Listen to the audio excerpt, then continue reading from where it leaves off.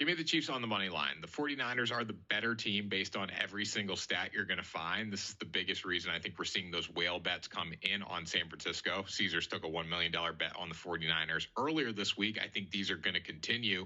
But when you look at the Kansas City Chiefs, they have something numbers can't quantify, and that's Patrick Mahomes. Mahomes is 10-1-1 against the spread as an underdog, and he's an underdog once again. I've been on the wrong side of most of those Mahomes underdog covers, and I'm done feeling like an idiot after the game. I can live with being wrong betting on Patrick Mahomes, but I can't live with being wrong betting against him. And I'm going to throw numbers out the window at this point. The 49ers have looked susceptible to good offenses over the past couple weeks, and no teams look stronger than the Kansas City Chiefs. They're running the ball well, playing great defense.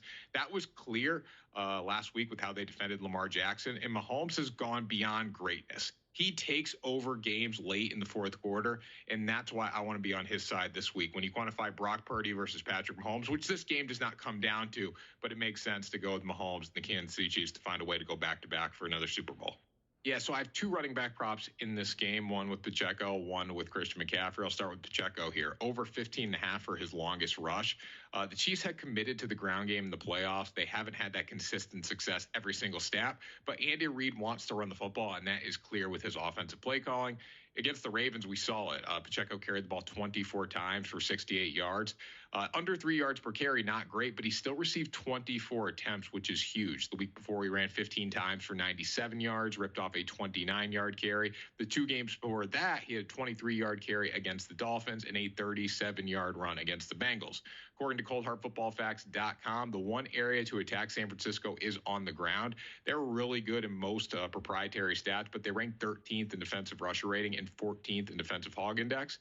In the divisional round, Aaron Jones had a 53-yard run against them. In the NFC Championship, David Montgomery had a 16-yard run, and we know Jameson Williams went off early with a 42-yard run. So there are holes on the ground, and I think Pacheco should find them in this game.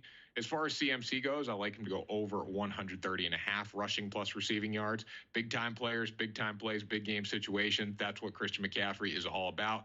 This Chiefs defense has been very good, but it's just hard to bet against McCaffrey in this situation. He's one player that I would never want to take an under for because he can explode at any time, as we saw late in the game last week in the NFC Championship.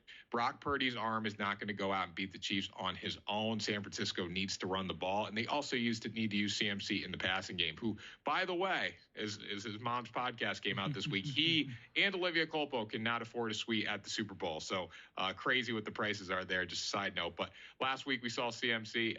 He struggled to run the football against the Lions front seven. Detroit has one of the best rushing defenses in the NFL. He was stuffed at times, but he stuck with it. Kyle Shanahan stuck with it. They didn't abandon the run game. Finished with 20 carries for 90 yards. A big reason for that was a couple big runs at the end of the game. The Chiefs have allowed 113 rushing yards per game in the playoffs, many of which have come from quarterbacks, but still this is around their average that they were doing in the regular season. So look for Christian McCaffrey to have a big day running the football. I also think he's going to be very involved in the pass catching because the Chiefs get pressure on Brock Purdy. That means he's going to be a safety valve. He's also going to be used in the downfield passing attack too.